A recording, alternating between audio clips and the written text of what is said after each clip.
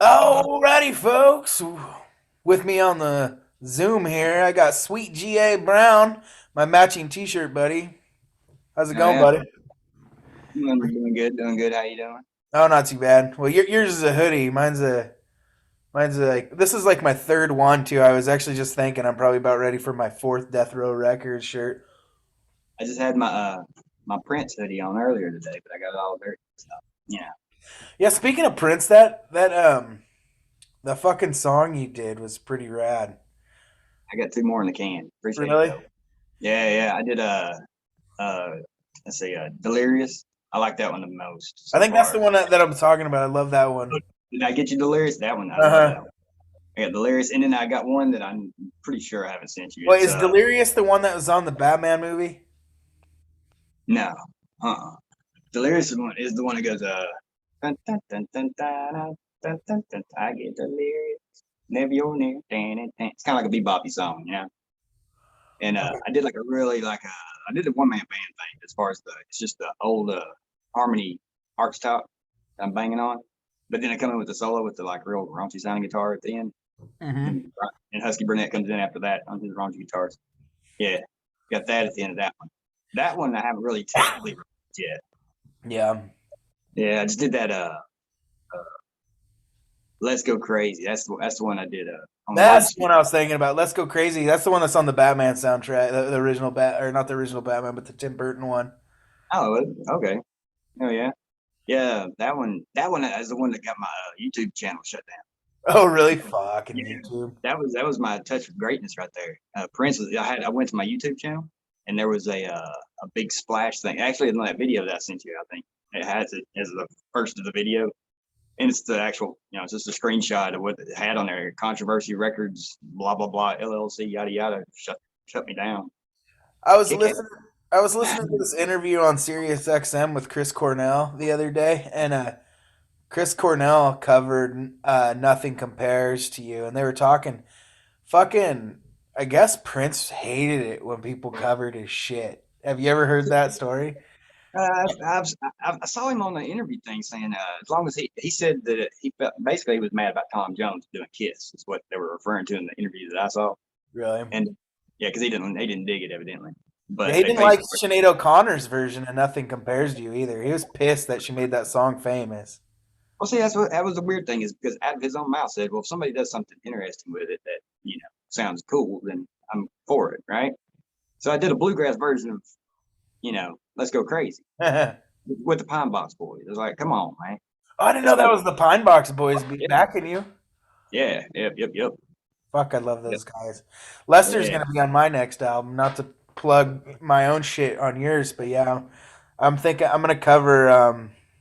Oh, what song am I covering by them? I Um, just I was just texting him earlier tonight, actually, and I said the funniest joke. I was a good one. It was a good one, Gary. It said, I said something. I was making fun of him being from Arkansas. I said, "You yeah. really are from Arkansas." I said, "Well, I grew up in Alabama, actually, and I was born in Georgia, living in Georgia now, but I was raised in Alabama." And I said, I was talking about the state motto, and I just said something derogatory about Arkansas, and I said I can't say anything because I grew up in Alabama. It's the show me state, or at least that's what my uncle told me. But yeah, the Oh, show. Yeah, it yeah. doesn't have. I Yeah, I It thought it was took pretty me a cool. second. Dude, I Yeah, worked exactly. all day today, so I'm running a little low. So if I am a little slow on the It might punchline. it might only been funny to me actually. Yeah, but yeah, those guys are great. Yep. Those guys. They played on I did this album Weapons, and they were the backing band for the whole thing. Really. I got them and JT Oglesby. He and Brian Husky Burnett. They had all of them on there. Big huge. That was a big thing there. We had studio time that time. Usually I record JT myself. Ogilvy. Yeah, do you know that guy? The name sounds really familiar, but Badass guitar player. I'm is he? talking about. Yeah. He's a freak. He's does the flat picking, like Oh he's like fuck. a flat picking type, guitar stuff. Mhm. Yeah, yep, he's pretty bad. Right I ain't on. seen him in a while, but yeah, they all came into town at the same time. We got it all organized, and actually got some studio time. And the guy from Humble Pie, the guitar player. He was a third guitar player for Humble Pie. Tom Johnson. He just passed away actually, Hmm. and but he recorded the album, and it's pretty weird dude. But yeah, he was taking Peter Frampton's place. That's kind of high I didn't know respect. fucking Peter Frampton was in fucking Humble Pie. Yeah, I believe so. Huh. Yeah, I believe it's Humble Pie. I may be talking out my head. I don't know. You're probably right, man. You seem like you probably know a little more of the I think music it was. history than me. And he was like, the crazy part was I thought he was full of shit. This is some dude, Chattanooga, right? And then, so, as soon as I met him and everything, yada, yada, yada, got inside and Googled him real quick, right? Like, Hmm. sure enough, Tom Johnson, third guitar player, got kicked out of the band for being a little too crazy.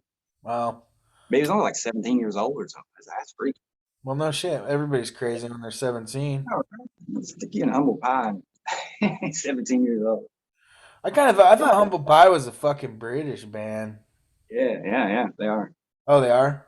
Yeah, that was what was weird. Is the dude from Tennessee was in it. I'm like, okay, whatever. Huh. I don't know the whole history. I actually, read up on him a little bit while we were doing that, just to get a feel of the guy. But he was just a weird dude, man. He was deceptively old though. He Hmm. wasn't as old as what he looked at all. That's why I kind of scratched my head when he passed away as well. About it. I think COVID got him. Actually. Whoa, fuck. Yeah, I know, right? So yeah, that was kind of each.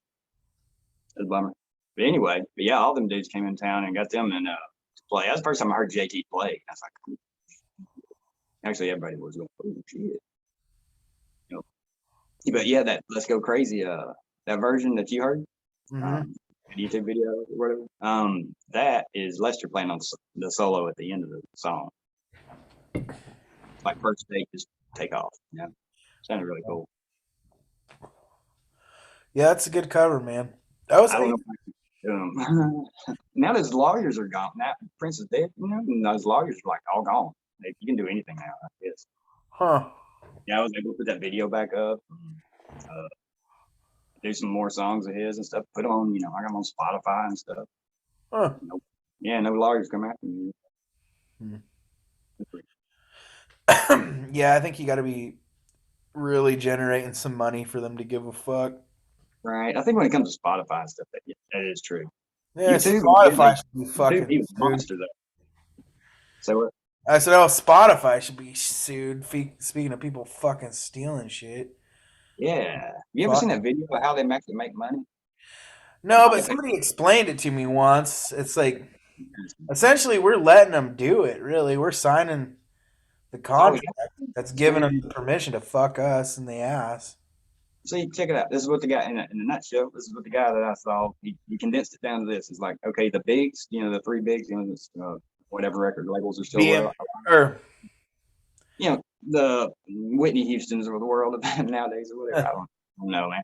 Anyway, those people still get their $10 million or whatever their guarantees, right?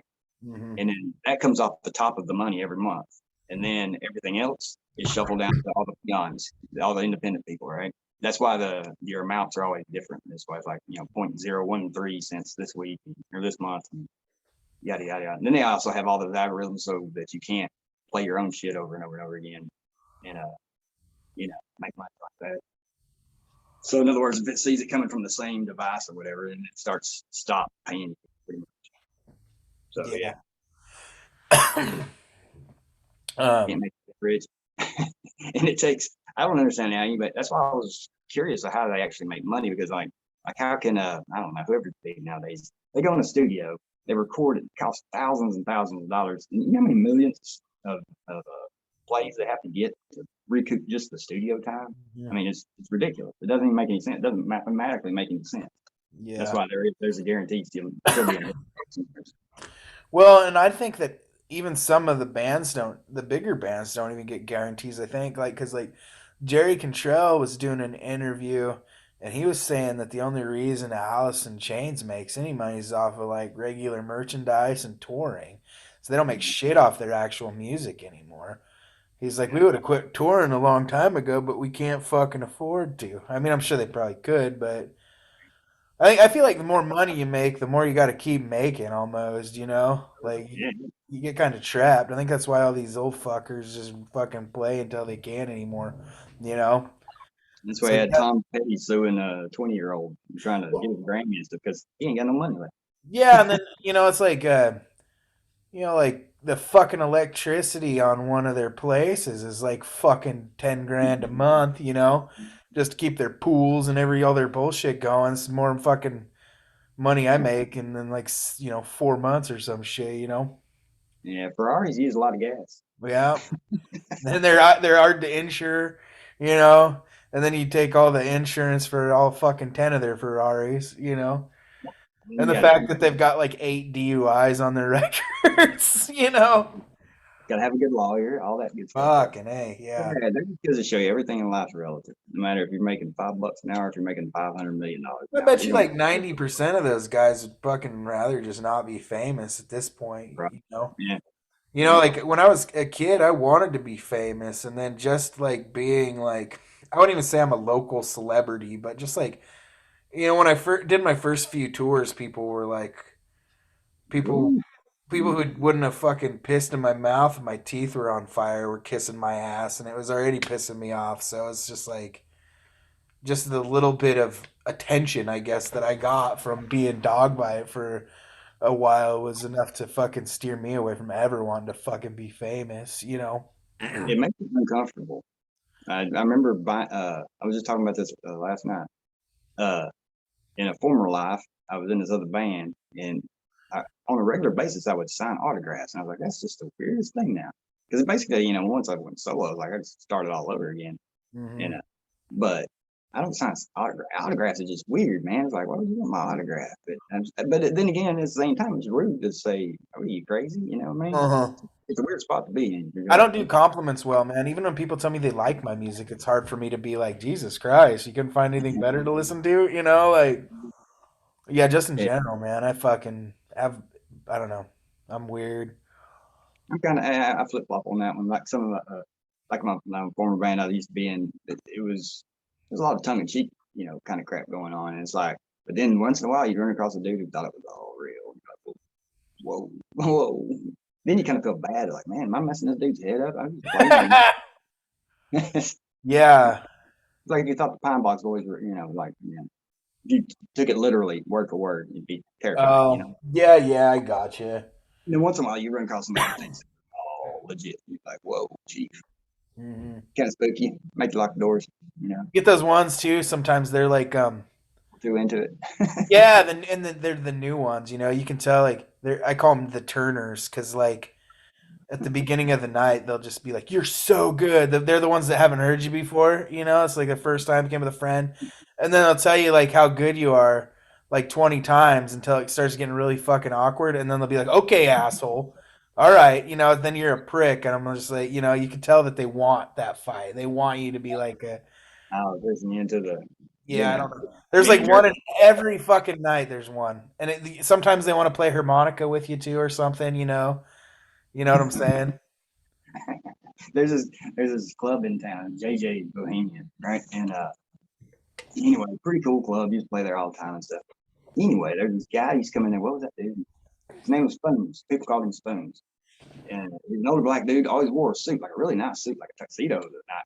He came on stage to play with me. Anyway, he came up and he's like, "Hey, I don't know if I play a song." I'm like, thinking, I don't know this dude, And I look back at Dave, my drummer. Dave knows everybody. Dave's like, "Yeah, they're good. Okay, cool." You start playing, like, good God Almighty, that man could play harmonica. Okay. He just pulled it out of his pocket. Like, turns out he had like his big album back in the like '70s or something. Huh. Yeah, and he was like a Well, let me harmonica. tell you, that shit never happens to me. It's always some fucking Weird one. idiot that can't fucking play for shit. He got spitting all over the microphones and everything. Got to run off later that night. But no, this guy was like, yeah, it's crazy. I don't know what happened to that guy, man. He's good. He wandered around. He'd be bopping it, sitting on somebody's session or whatever. uh, Yeah, that's a good time. so what do you got going on? You were mentioning earlier that you got some releases in the works, huh? Yeah, yeah, yep. So, like, I guess back when the quarantine crap kind of first kicked in and everything got slowed down or whatever, Hmm. started kind of, all of a sudden, some people just started giving me calls and whatnot. Anyway, Anti-Scene got me to do remix a song for them, and they dug that. I've been friends with them dudes forever, but they never asked me to mix anything. So that's kind Talking of about cool. Jeff Clayton. Yeah, yeah. And the Barry was actually one that hit me up, and So I did remixed one song, and then they dug that. So then they got their live album. It was fixing to come out, and they're like, "You want to remix that?" I'm like, sure, you know. So I mixed they did a quarantine live album, and I dig the shit out of it. It's really good because you know how live albums usually don't sound very good, very powerful, whatever. Yeah, This one for whatever reason, I said there was other dude involved in the mixing and stuff, and I did a lot of the mastering or whatever. It's probably they're more on the getting master. better, man. I'll tell you, I just put one out on the label for Yeah, man, it's designing. like it sounds like a train, man. It's awesome. It actually made me jump when I was listening to it like a month later. You know, I'm sitting driving down the road and I put it in. I was like, oh yeah, let me play this. All of a sudden, the first part of it comes on. I just jump out of my seat. Now I mixed this thing. I worked on it for hours. You know, I've heard it a zillion times. So that was pretty cool. Nice. Actually, to get moved by something like that. But yeah, Yeah. I dug that. And then my friend Tomcat Hughes, he passed away, right before all this quarantine crap happened. And he'd been battling cancer forever. Right? So it was kind of weird, man. Tom, I love Tom. It's like, but when I met him, it's like, I met the dude knowing he was going to die. I was wrong with that, but I felt like I met him, and he had an expiration date, unknown but soon. So everything I did that could involve, Tom, and I would. He's a great guitar player, incredible guitar. Anyway, and he had his band, but he was more of a recording nerd than I am. Actually, come to find out, because now I'm sitting on like 4 computers worth of like Tomcat unreleased stuff. So I put the one album that he had actually finished up, and we mixed. He let me mix that one. He dug it, and he actually had the artwork and everything already done, and before he passed away, so I was able to put that one out. So that was cool. And then now I'm like sitting on like a box set worth of crap I've been mixing through, trying to I'm gonna get all that up. I'm just gonna dump like pretty much on his Spotify and all that stuff. I'm doing the big digital dump Tomcat stuff. Got a bunch. Don't know any other way to do that. But yeah, there's a lot of stuff there going on. A lot of mixing. Yeah, you say you worked on Husky's new album or the Slow Tags or Slow I Tag? think now he No. got that one. He did that one. That one's done all professional. It sounds freaking good too. Oh, was it? Yeah. He did that with I forget what the guy's name is. But anyway, I think he did it while they were still living out in California. I don't know. I can't remember. All I know is it sounds good. It sounds really good. But Hmm. yeah, I think it's fixing to go out. Yeah, I need to hit him up because I hit him up a little while ago. He said it wasn't quite ready yet. Yeah, Because I yeah. love this. I like that project too, man. Actually, It's his wheelhouse, man. That's where he's good at. He's good. yeah, it hits you right in the chest, man. Like Husky Burnett was good on its own, but I really like the Slow Attack. Yeah, you can tell when he's happy. Yeah, you can. Yeah. Fuck, he came out to Ruckus one year. He had a goddamn seizure on me. Oh yeah. Yeah. He doesn't have those anymore as much. What? Yeah, scared the shit out of me. Yes, sir. Hey, I got the. Oh man, I don't know if I was supposed to have. There's a one story. I guess I can kind of tell it. I don't think anybody would tell before. Basically, he had a seizure and he like seized up and pushing this. There was a train track and the you know guardrail was down. The train's coming, and all of a sudden he rear ended a lady into the train because he's like having a seizure, and they couldn't get him off the gas pedal. Oh shit. And the guy was telling me the story. He said he got out of the back seat, he goes to the driver's side door, and he's open it up. About the time Brian's head went whack and locked the door on him. Oh fuck. So they were like, "Oh my god, we're gonna die." The lady in front of him was like, she thought she was being murdered by somebody. It sounded like a bad scene. Yeah, no shit, man. Finally got him off That is that some thing. shitty ass luck too, like some shit you'd see in a fucking movie, man. That story always tripped me out. Yeah, because all I think is that lady sitting there.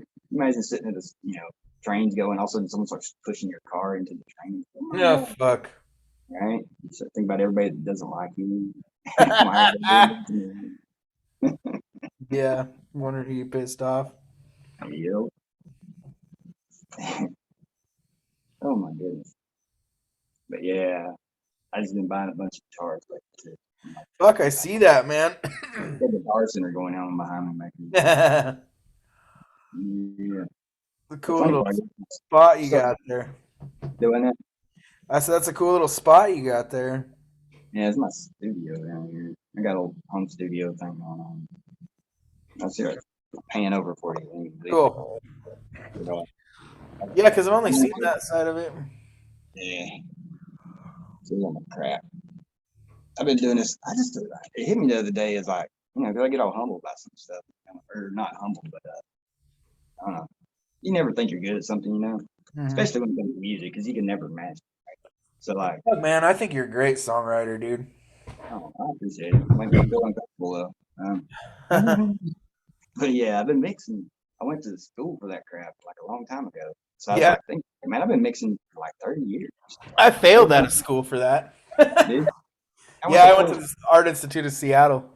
Okay, I was going to go to the Art Institute of Atlanta, but they closed down that program or whatever, like right when I was ready to try to do it. Yeah, you're So lucky. They fucking are a fucking highway robbery, man. Full Sail's a toss up, man. It's like I'm proud that I finished something. I guess that's about it. And they got me a cool job right out of college. I worked for an R&B and a rap label, Oh, and really? yeah, in Augusta, Georgia. It was crazy, and I did that for like 2 years, and it was weird, man. That stuff's hard doing like R&B and stuff I because like bet, there's man. a lot of vocals going on, a lot of vocals, I a whole lot of bet. harmonies, and a lot of times they're like left up to me to be the producer. I'm like, well, I don't know if I'm qualified for this, but you just gotta do what you do. But the rap stuff was fun. It was easy. Yeah. Get a guy going, and there he goes. Meet some interesting folks like that too. But the R&B stuff was really hard. And so when I got away from there and moved back to Chattanooga and started a mobile studio thing. And then that didn't, and I got a real job. Yeah, just kept all my equipment, and I just do it as a side thing. Oh Yeah. yeah, I did Matthew Paul Revere's. I got the one for him. It's not quite done yet. We got to put the bass on it, so that one will be coming out soon. What one? Matthew Paul Revere. Hmm. He's he is. I did his last album. You gotta check it out. Now Yeah. he he's he's quick with the wit. He's really good. He was like when I first met him, I was like, man, this guy's funny. And then he's really smart. He's really quick witted, and he writes. He puts me to shame with how much he writes. He writes a Yeah. lot. You write a lot, man. Like fuck. I There's, went through a phase there. Yeah. dude, I've been like freezed up. I can't write shit anymore. I'm working on it, but fuck. Yeah, my buddy Felix writes just good shit all the time too. I'm jealous of you fuckers, man. And some people are like, oh, you put 20 albums out at one time. I'm like, well, I don't know how long they'll be coming. So I'm Just putting out do a it. while. Yeah, yeah. So because like it's kind of freaked me out. I haven't written a while. I haven't finished anything. I haven't finished anything since in a while. Probably like a couple of years as far as like anything of any worth of mine. I've done a couple of singles. Like during the quarantine stuff, I was totally in a weird mindset, I guess. And all I could do was I was like, fuck it, I'm just gonna do covers. So I did some funny covers. Not fun. I did ain't talking about ain't talking about love. Yeah, the Van Halen song. Yeah, I remember when you did that one too. That was good too, man. That one, I dig that. I like that tempo I found. I was just dumb luck. Didn't Just kept somebody working else? on it. Wasn't somebody else on that with you too, or was it just you? That's just me. That's actually I'm a solo. I did my all solo acoustic, all my covers. I did that one. I did just got paid ZZ Top, and then I did oh yeah, there's some other ones I haven't released yet. There's some good shit. Was that Love and Rockets? No New Tell to Tell. Yeah, that's a weird one to play. I played it like it's the same chord progression as Sweet Home Alabama. So There's a lot of songs. Once you learn Sweet Home Alabama, you kind of figure there's a few, man. There's a Chili Peppers song that's a lot like Sweet Home Alabama. And then fuck Needle and the Spoon's a lot like Sweet Home Alabama too. Sweet Home Alabama's a lot like Sweet Home Alabama. Hmm. They rip themselves all the time too. There's only so many people can do. Oh I yeah. have I've been digging on some AC/DC. I got a buddy of mine who's like he reads music and stuff, which I Hmm. don't. And so anyway, just for boredom, he's like, "Oh, let's learn the new songs." We start learning AC/DC songs and some Leonard Skinner songs, more obscure ones. Yeah, And, I love Skinner, man. Especially their obscure ones, man. you know, was it the I'm on the hunt. That song. That's a good one. I love that. Yeah, Man, there's one that Whiskey Dick covers. You probably know Whiskey Dick, huh? yeah, yeah. They They cover play. that one song. Oh, I think it's called "Heard About It in a Song" or something, or wrote Yeah, about it. yeah, yeah. That's a good one. Yeah, So, concrete. So take me in mind before it's gone. Yeah, yeah, yeah, that one. yep, yep. Man, that is a good song. Hmm. Um, So free. yeah, they're fucking good, man. Yeah, I did that a long time ago with a buddy of mine, my buddy Chris, and then he invited his dude Jason over, and that guy played bass on it. We recorded. It was one of the first things I recorded actually in this one Huh. house out there. And then interesting part was the dude who was playing bass with, he was on tour with like he's like a big time bass player for like Kenny Chesney or somebody like that. Not Kenny Chesney, but some big band that tours and stuff out of Nashville and stuff. Hmm. Yeah. No. And this dude that played drums with me a long time ago, he was the drummer for the Flaming Lips later. Really? Yeah. Yeah, he was the live drummer, Cliff Skurlock. And evidently the guy who sings actually is the guy who records the drums in Oh, their wait a album. minute. Didn't you say you mentioned JD Pinkus earlier? Is Nope. that you? No? Okay. JD Pinkus. Who's that? I think that's the guy from. He's from Austin. He used to play in. He plays in Honky now, but he Hmm. was in Butthole Surfers. Oh, yeah. Yeah. Oh, this past this past weekend? December 4th. When was that? Weekend ago, 2 weekends ago, something like that. I played in Hattiesburg, Mississippi, and I just went. And it's an old buddy of mine. They were having their before I hang. They were having their 30-year anniversary show. Right, they've been a band for Uh-huh. 30 years. And anyway, they got a fairly newish drummer, or whatever. Hadn't been with them for 30 years, right? But I never met the guy before.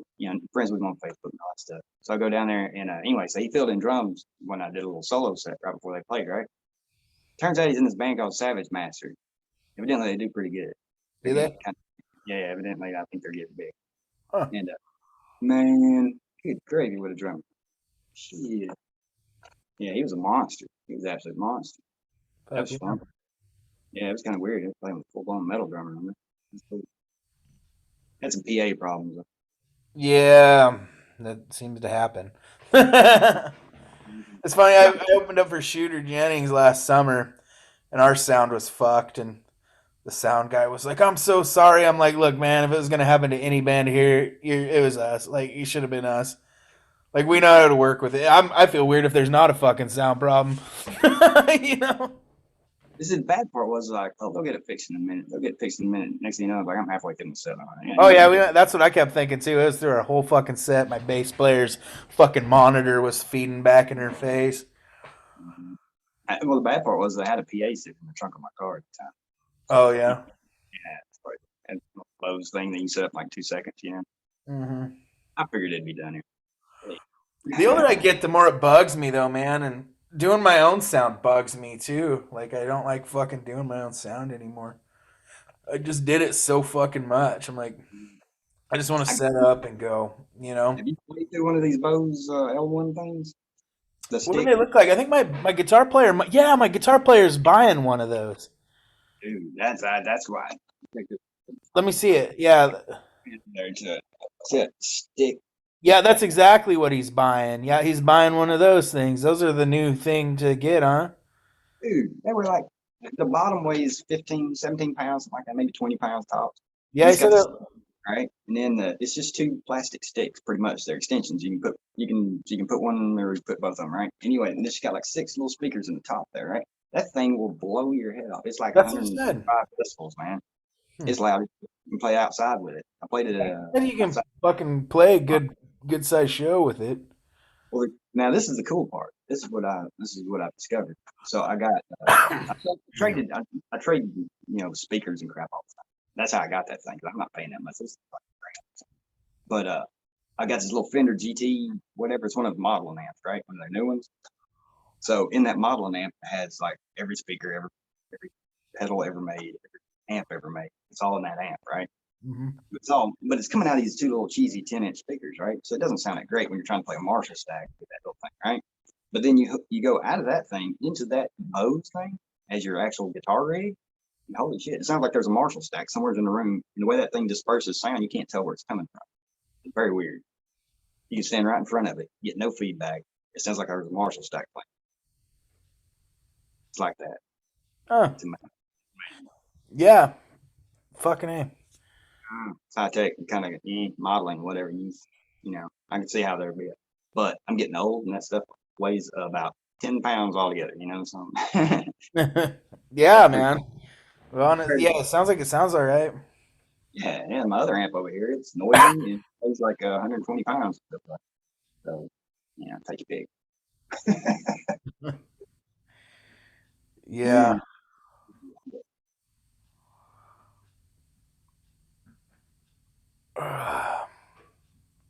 some upgrades to the studio here. Like put a cloud and stuff up above the mixing console and everything.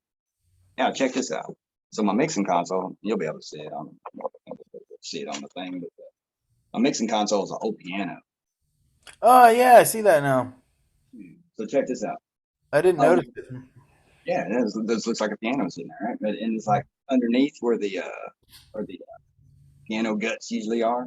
I gutted the whole thing out. There's nothing in there except for a rack for all my computers. Huh. For the yeah. So you got computers, the backup hard drives are all in there. The interface that you actually plug the shit into is up here on the front, and you can actually put the piece of trim back on it and make it disappear if you want. And I put LED lights all up in there and stuff too. I don't have all that. That's Might as pretty well. sick. Yeah, it's pretty badass. Pretty proud of that. I bet. Yeah. I wish I could do that for a living. I never do that for a living. Maybe I'll do that when I grow up.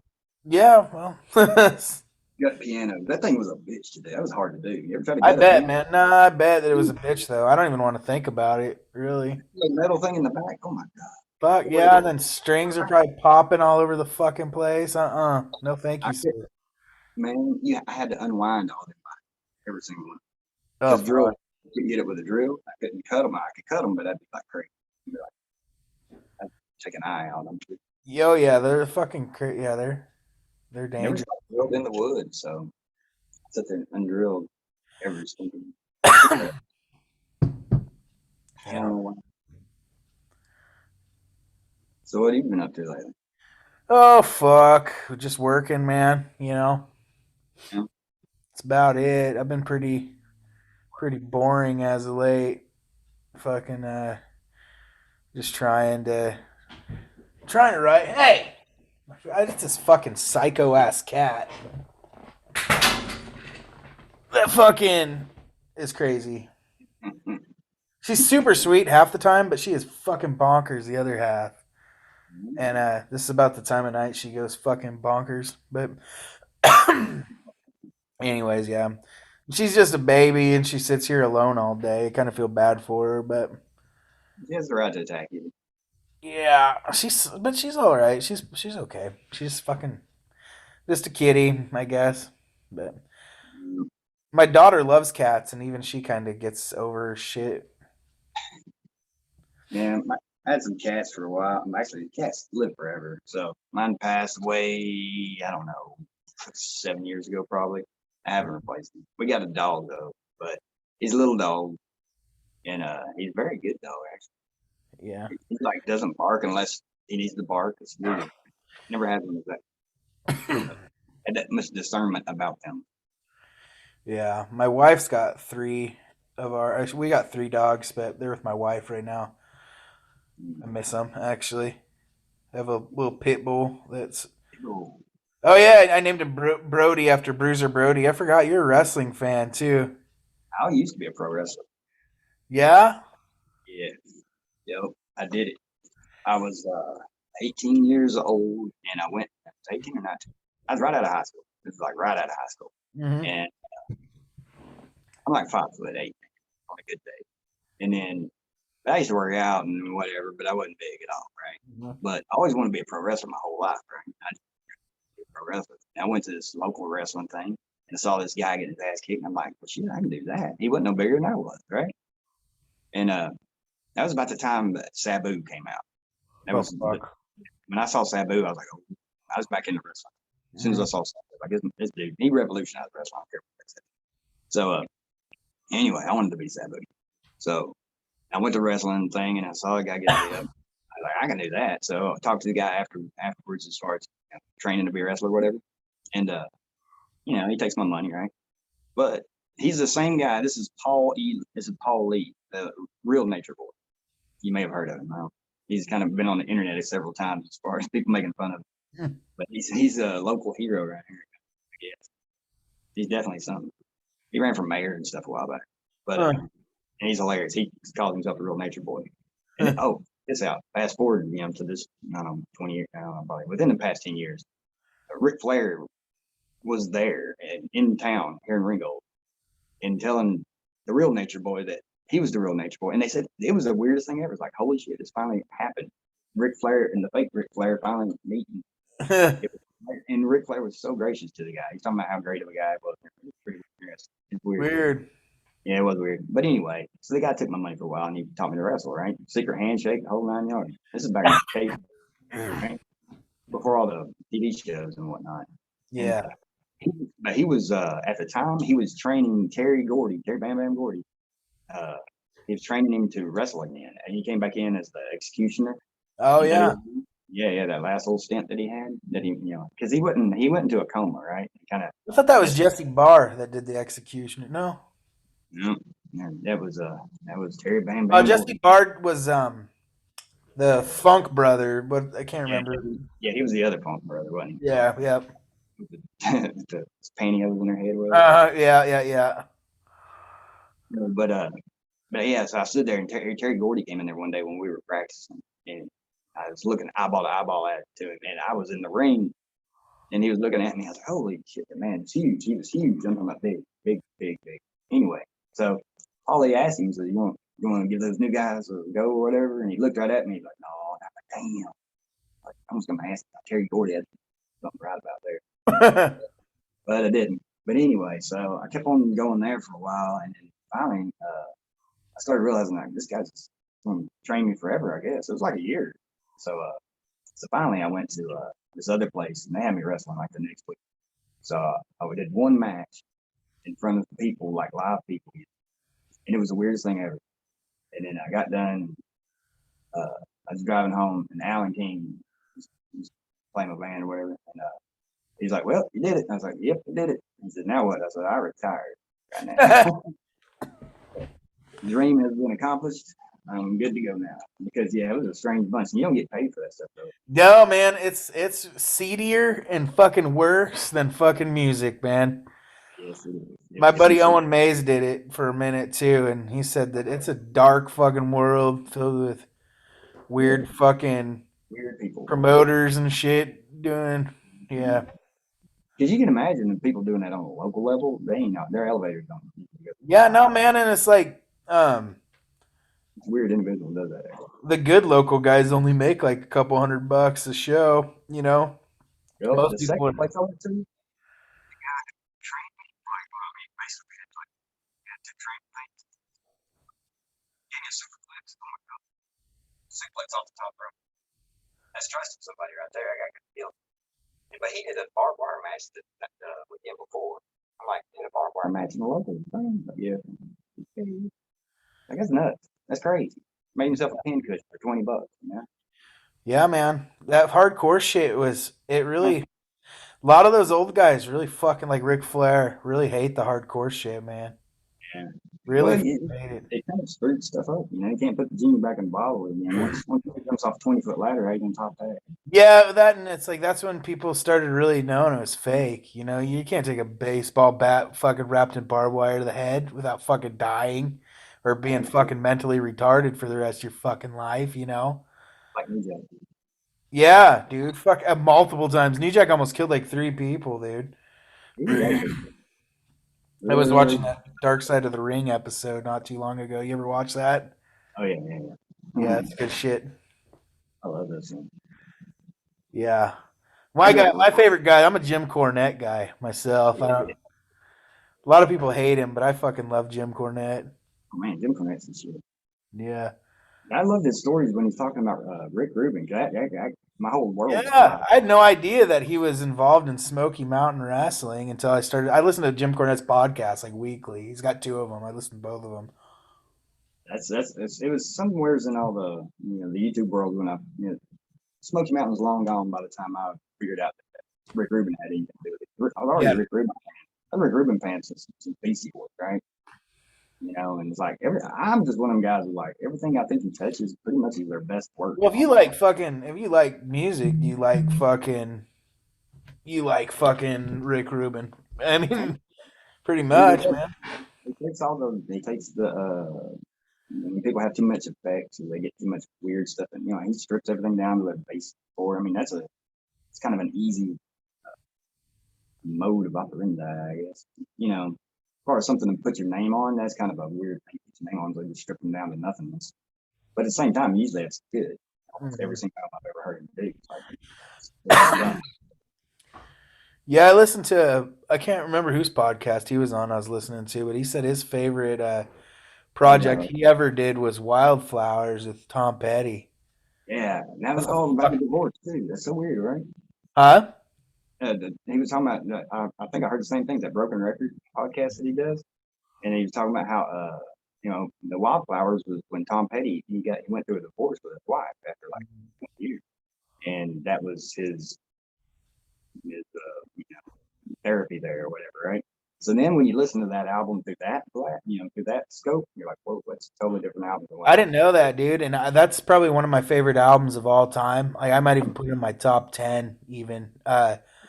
But was. it makes sense now that you say it, you know. And I always wondered. I knew he got divorced after being married for a while, so I wonder when it was. Mm-hmm. Um, but yeah, that's a beautiful album, man. And Mm-hmm. It's so weird for him to do it by himself too. hmm yeah, um, That, get something that close to you is gonna no other way to do it. Really. yeah. Have you ever watched that? There's like a 3 hour documentary about Tom Petty. It was on Netflix for a while. You ever watch that? Uh-uh. I never watch anything on YouTube. Really? I watch some comedy stuff on YouTube. Well, if you ever get a chance to watch that documentary, man, if It's it's on good, Comedy. man. It really dives into like what Tom Petty did, not just for like as music, but for like the music business, man. He was a real advocate for artists, man. Huh. I kind of screwed that up at the end. I wrote a song about him. It's on my YouTube channel. Pretty funny. It's don't the chorus is "Don't sue me, Tom Petty. Don't sue me, Steve Earle. Didn't mean to like your songs too much. I won't listen to them no more." Uh, Something you probably anyway saying something to the effect of you even ripped off your daddy's last name. You better hope like blah blah blah blah. It's funny song. Anyway, you gotta check it out. But he sued that Sam Smith guy for a song sounding too similar. That was exact quote. Song sounded too similar. I was like, what? Because it was the same chord progression as what he had done in one of the songs. I'm like, That's weird man, to me because he plays he he plays a Bo Diddley song in every freaking album he's got. He's got a dun dun dun dun dun dun dun dun candy and all that stuff. He does Bo Diddley songs every freaking album. well, And that's he's weird one to of me because the Chili Peppers kind of blatantly ripped him off, and he didn't sue them, and they no, had to that's because talk about it, but he didn't sue them, you know. he sued Sam Smith, took half of his Grammy. The guy won a Grammy for his song. He took half of it. He got half Took of half his Grammy because it sounded similar. it. Chopped the guy's Grammy in half. Yeah. How sad is that? That was right before he died too, so I think there was something up. And he just tried Huh. to talk like it was always the lawyers deal and all stuff. These things happen or whatever is what he said. I was like, what? That just happened? It's like because it was one of those things that literally, that it's like it was on the same tempo or whatever. And then but like the chord progression was different than actually his, right? And then the chorus was completely different. So it's Huh. like I didn't get it at all. I mean, you can overlay the songs and you can get the verses kind of sound the same, right? The chorus was like they go in different directions. Like one goes high and the other one goes low. So it's like I don't know what he's talking about. That's at the same time that the Bruno Mars got sued and Who somebody sued else. Bruno Mars? I forget. Somebody was like it was the estate of somebody. That's what it was. Yeah, it was I forget who it was. I One wonder. I did. haven't seen Bruno Mars for a while. He was pretty hot for a minute, and now he kind of disappeared. I like Bruno. I think all them dudes got sued. I mean, because like the Sam Smith guy's just now back, really. Well, I I think know I'm a took him pretty a big Post Malone guy, and it sounds to me like that the Hollywood scene and the fucking business is just even worse than it used to be. Is what it sounds like. Like Post Malone's like, I'm moving to Utah. You fuckers are vampires, man. Get the fuck away from me. You know, like he stepped sounds like into it's always been like that. But fuck, if people are piecing out before they're even 30, you know, it's bad. yeah. I say I think all this Netflix and everything else is basically alternative media too.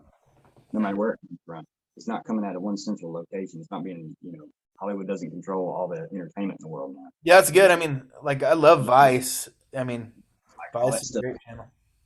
It's Hollywood's gonna die like that. Which is probably a good thing. Well, that's probably why they're fucking vultures right now. Is they're holding on. I feel the same way about like BMI and ASCAP, and that's why they're like picking on little venues right now. Like they'll pick on your local bar because they're not getting fucking shit from Spotify and shit. You know, like uh, Asking for their $500.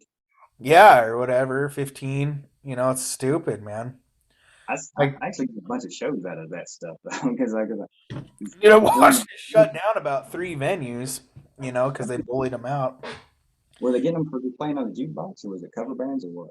Both, you know. Well, actually, no, they never fucking.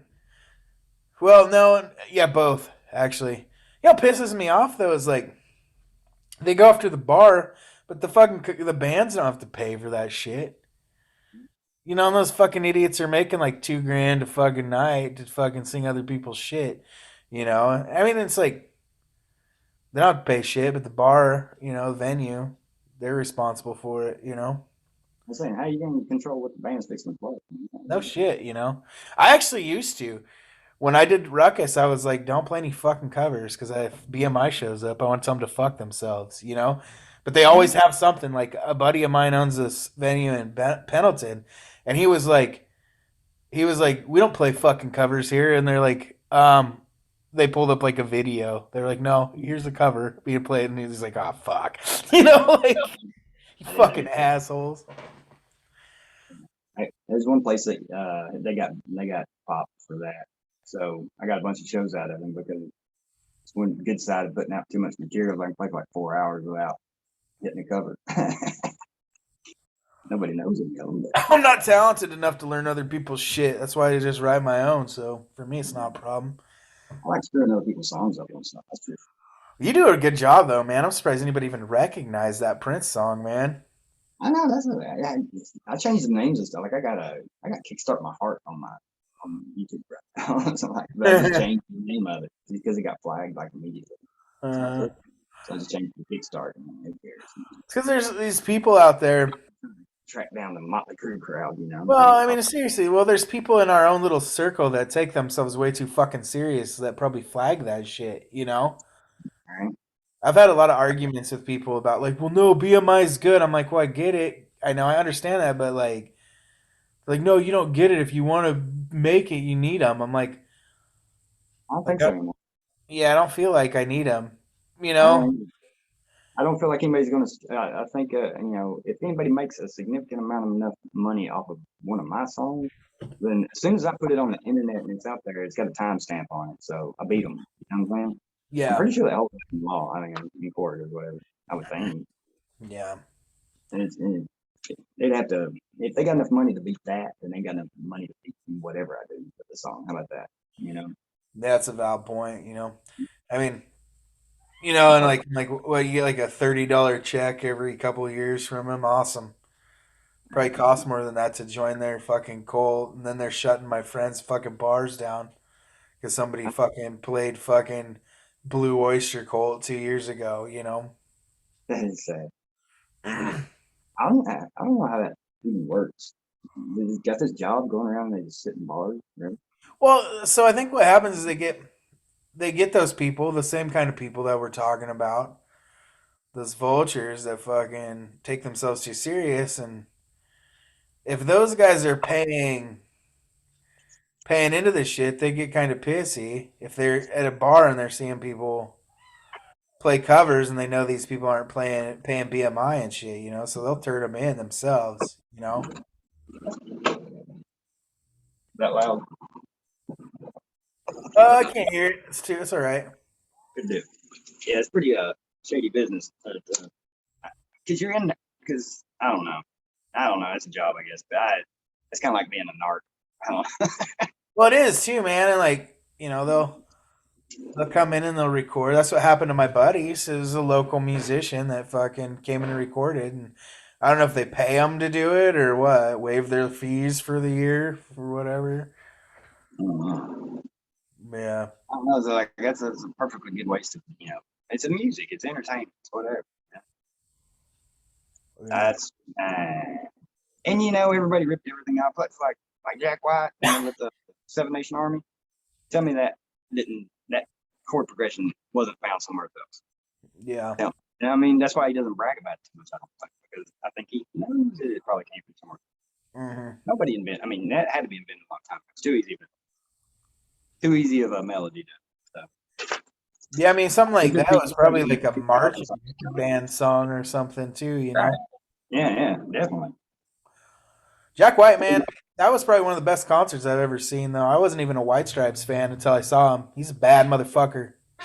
I saw his very first solo concert. He did his very first solo concert in Chattanooga for whatever reason. I guess because he was living in Nashville at the time, right? So that was when he went out with the two bands and everything and did his first solo run or whatever. I guess Chattanooga was his guinea pig place. That way he could drive back home that night and be comfortable. And yet, if he flopped or anything went wrong, nobody would see it. I guess probably one of the big things.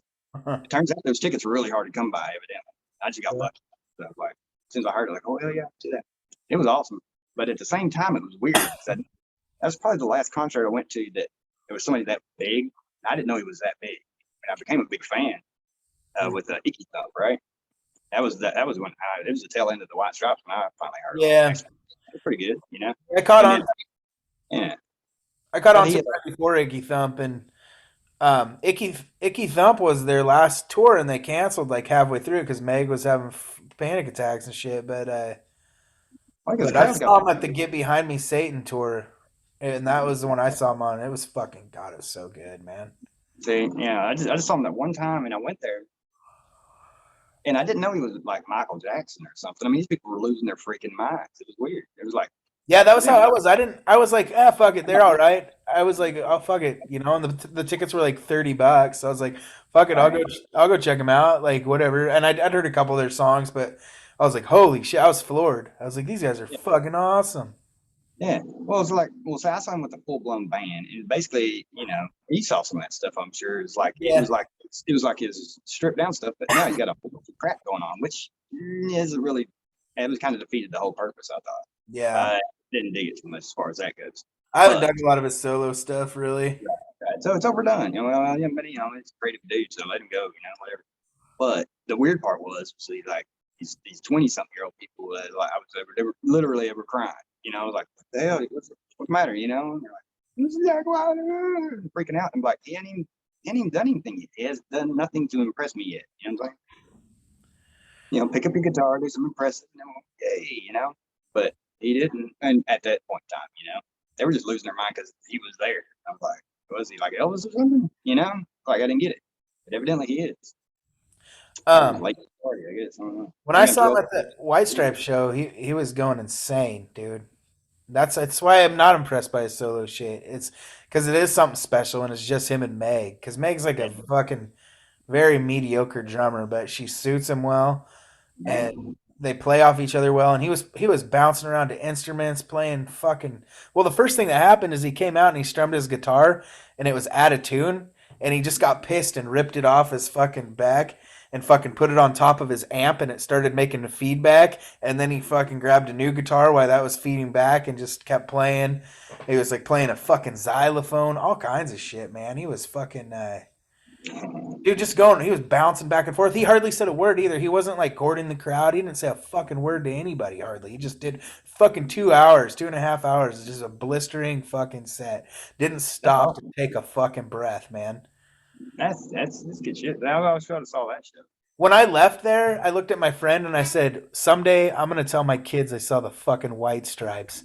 And sure as shit, my kid. That's one of the things I'm like. I saw the White Stripes, and she's fucking stoked about it. You know, she's 14 now, almost 14. That is pretty cool. I don't So know who I could brag about saying other than Joan Jett sang to me one time. really, Can't that's you pretty can't top goddamn. that. You can't top that. Uh-uh. And she opened up for Aerosmith and in Chattanooga UTC Arena, and for whatever reason we looked up, and I had fourth row center seats, right? And and the fourth row was just about where the stage where you could actually see people, right? Because the other three were like shoved up underneath the stage almost pretty much, right? And then so anyway, I'm just having a good time. My buddies all down there, and my seats were like away from theirs a little bit. There's like 3 or 4 seats in between, right? So I'm kind of over here by myself, and I'm goofing off, having a good time. I was a young man at the time, and so I'm in the Joan Jett, but maybe I was a little more into Joan Jett than everybody else that was sitting around me. So I'm like standing up in the chair going, woo, and she's singing Now I Want to Be Your Dog, was it Stooges song, whatever. And and at the end of the song, she goes, Now I want to be your dog. And then she like slowed it all down and said, Your dog, and pointed right at me. And then I was like, oh shit. And then all the spotlights went wow right on me. I was going, I'm standing there going, oh shit. It was crazy. Yes, ma'am. I was embarrassed, man, but at the same time, I was just going, woo. All my friends were like, oh my God. Yeah, that was as close as I ever got to Don't Get. That works for me, though. Fuck yeah. Yeah, that was my touch of fame. I got, now this is pretty bad. Totally opposite direction. But so I get this message the other day, and this is no shit. I ain't told nobody the story really. I don't even know what to do with the story. It kind of blows my mind. I'm not bragging, trust me, because I mean it's not that great of a story, but it's pretty damn good. So like as far as my favorites, as far as songwriters go and stuff, and John Prine was a king, right? Roger Miller was a king. Chris Knight is like way up there in my list, right? He's probably Chris like Knight's good, man. He's a good songwriter. he's like number 3 or 4, right? So check this out. Behind John Prine and Roger Miller, right? So then I get this message from some dude, and I was playing this music festival a while back, and this guy's like asking me what my t-shirt size was, and I was like, talking to him back, I just kind of messaged him back, like I thought he was gonna give me a free t-shirt from some band that he was hanging out with, and he was. That's what he was gonna do, but turns out it's like Chris Knight's. It might be his brother. I'm not for sure, but it's a stage manager, right? And I didn't know it, right? And he didn't say anything about Chris Knight. Anyway, he messaged me after the music festival was over and said, "Sorry, I didn't get with you about the t-shirts." And he goes, "I was going to Chris Knight's stage manager." And I was like, Chris Knight, so what the fuck? And he goes, "You gave him a CD a while back, and he liked some songs on it, but he can't find it no more. And he was wanting me to see if I could get another CD if he traded a shirt or two." I was like, "Serious?" I was like, "Why?" It's like, and I was like, "He can't bullshit that because there's only 2 people who knew that I did that." It's like I gave him my very first album, right? This was like 12 years ago or something. So it's like, dude, remember my CD from 12 years ago? Like, holy shit. I ran around the house like I just won the lottery or something. I was like, Dude, those guys look for songwriters too, man. well, the crazy part is because there's, a couple albums have passed since that time, right? And there's a couple of lines here and there, but that's just the way it is. You grab a line and you hear it, whatever, right? And I was like, thinking, rip me off, not rip me off, but I inspired that line or whatever. Just in my head, right? I'm thinking, you're crazy, Gary. You find out, I think that's pretty rad. That's pretty awesome. That makes my day. That makes my career right there. I'm good, man.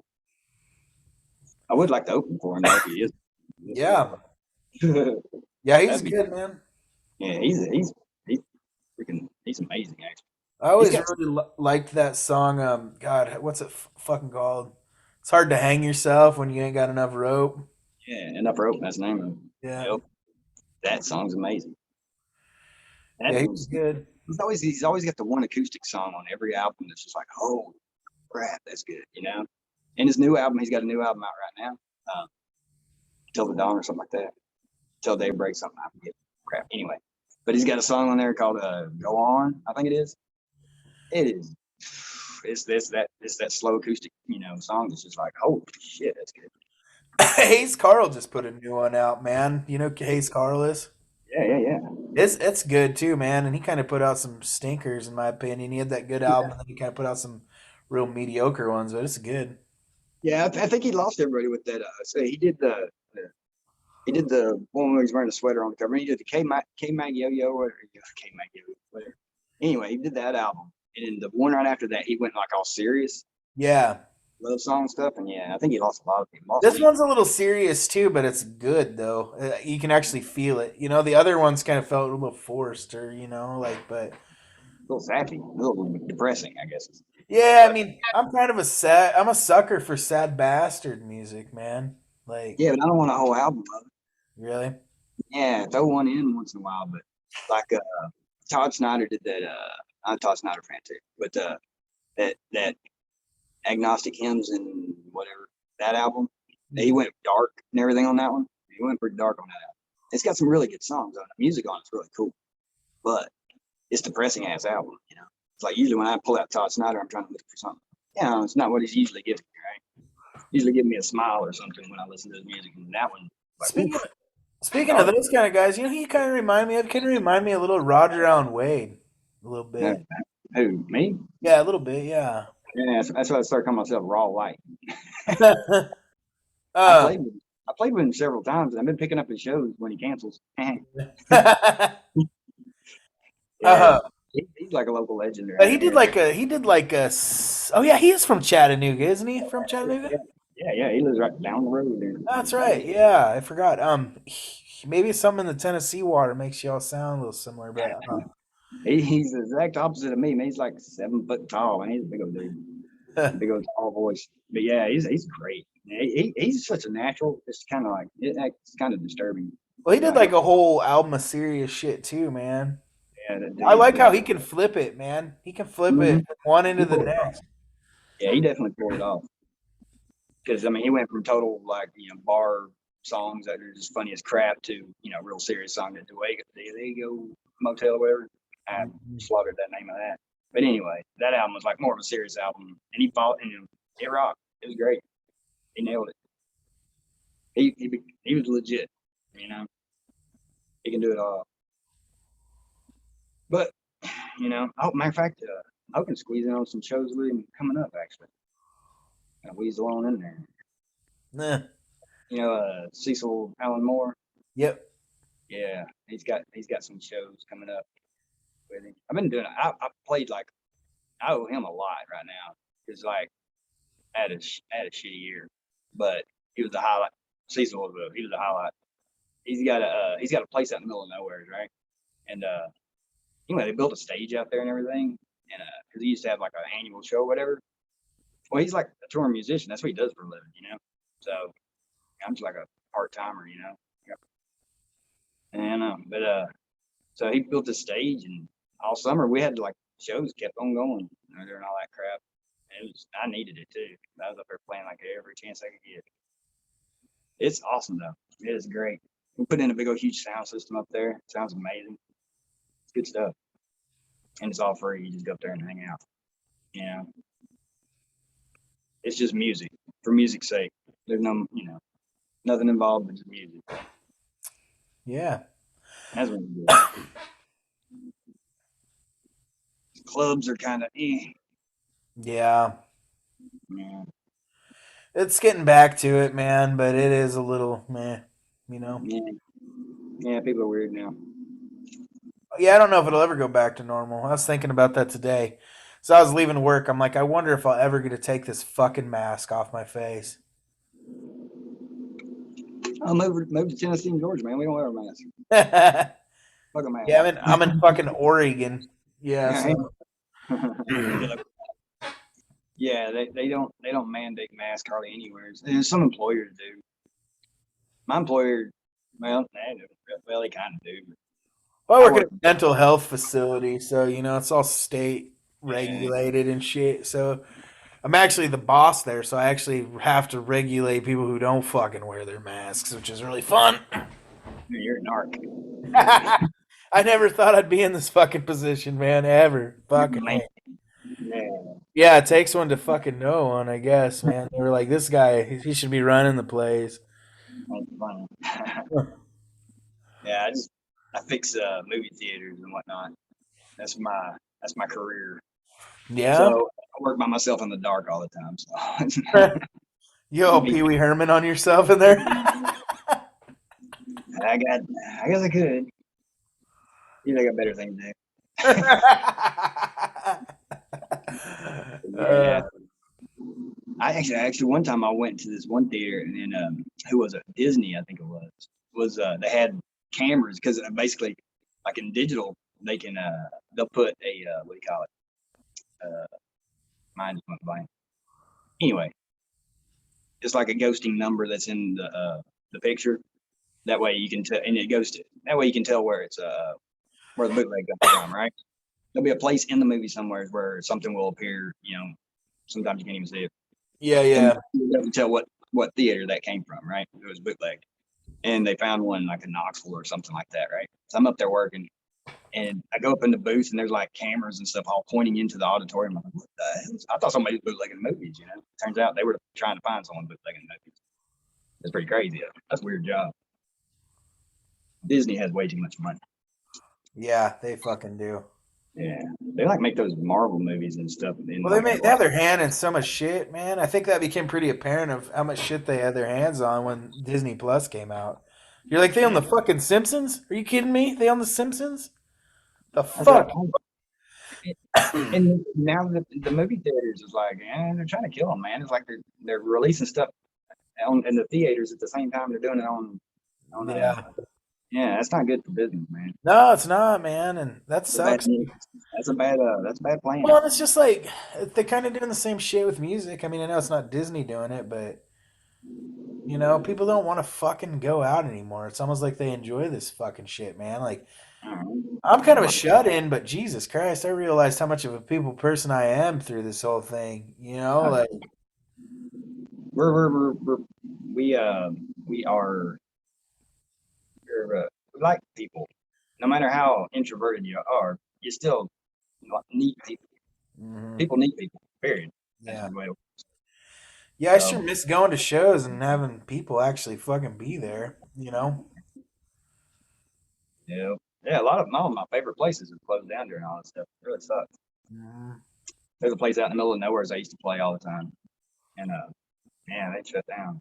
It sucks. They didn't really shut down because of all this stuff. It was different circumstances. It still is end Well, yeah. result I of mean, I feel like a lot of places that were barely hanging on. This was just the fucking yeah. That was it. Done deal. for You know. sure.